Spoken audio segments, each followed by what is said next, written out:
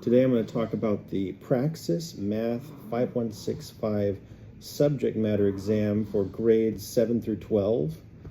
For any teachers, prospective teachers that are looking to take the exam, I just took it and it went well. I just wanted to give you guys some pointers. The test is nothing like the practice test. I think there were very few questions on there that were similar to the practice test. And the best advice I can give you is probably give yourself enough time, because I scheduled mine for 9:30 at night and it took like 20 minutes for the proctor to show up.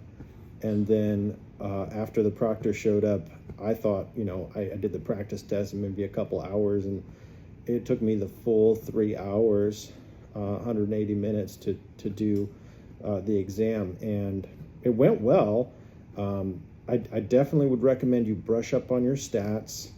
I recommend that you review your basic calculus definition, like continuity and differentiability, and I recommend that you remember the base change formula for logarithms, for any logarithm problems that are on there.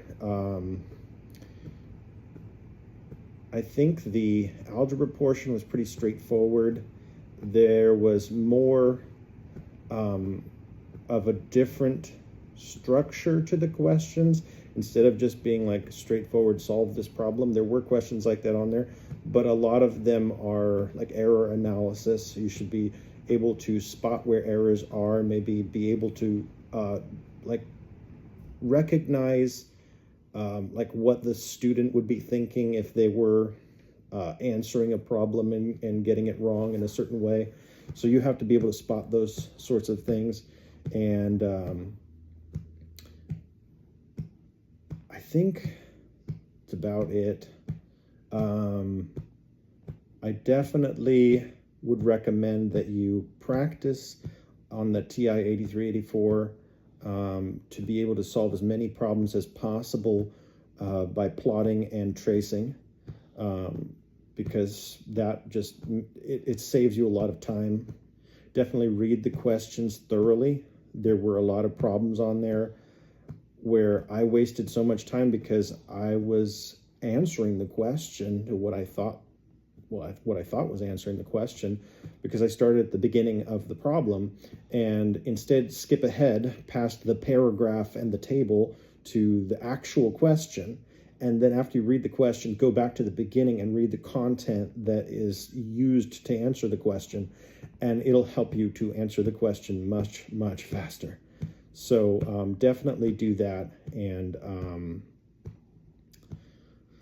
let's see, anything else?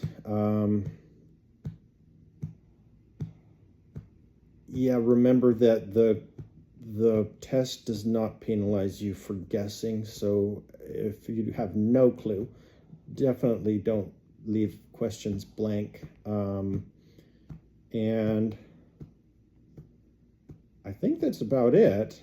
I didn't get a final score yet, but mine was like 180 something.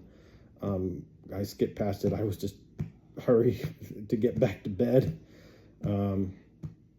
But yeah, so definitely take your time practicing the stats questions, and review your probability, basic probability, I'd say.